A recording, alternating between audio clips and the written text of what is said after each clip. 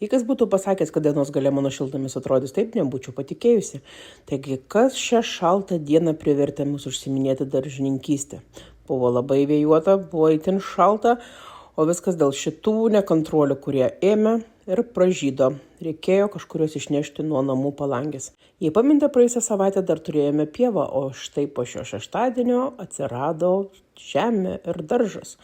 Kol buvo ruošiama šiltnamio žemė, aš norėjau pasodinti keletą augalų atbaidančių uodus. Štai paruošėme šakelių į dugną, dedame truputėlį kardono.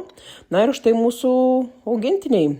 Čia nesusijęs su uodais, tiesiog keletas jurginų iš dukters renginio mokykloje. Na, o čia jau tikrieji baidūnai. Turime levandas, kurios savo kvapu atbaido uodus.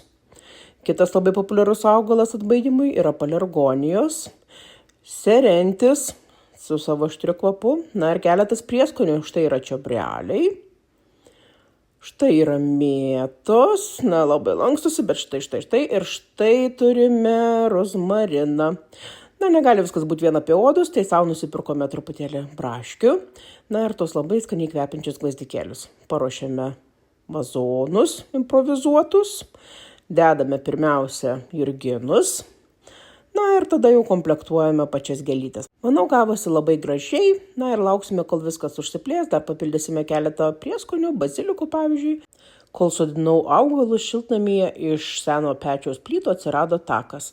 Teko ir su oliaus sodinimu užsiimti, štai turime svogūnus ir turime labai sužaliavusią pievą, reiks vėl viską pjauti. Taip pat po praėjusios savaitės pasūdymo reikėjo pasirūpinti šulinio išsiurbimu.